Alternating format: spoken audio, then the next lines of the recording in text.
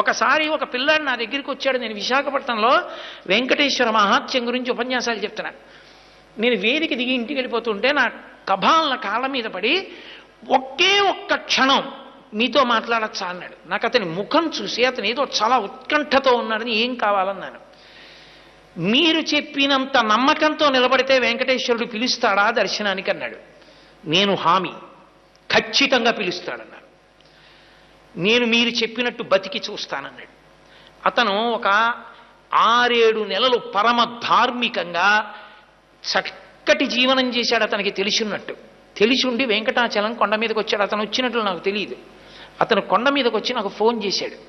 ఏమని ఫోన్ చేశాడంటే, నేను కొండ మీదకి వచ్చాను, మహాలఘు దర్శనం జరుగుతోంది, నిన్ను నమ్మి ధర్మాన్ని పట్టుకున్నాను, గురువుగారు చెప్పారు ధర్మం పట్టుకుంటే నువ్వు దగ్గరికి తీసుకుంటా ఉన్నారు, నన్ను కూడా తోసేస్తారా?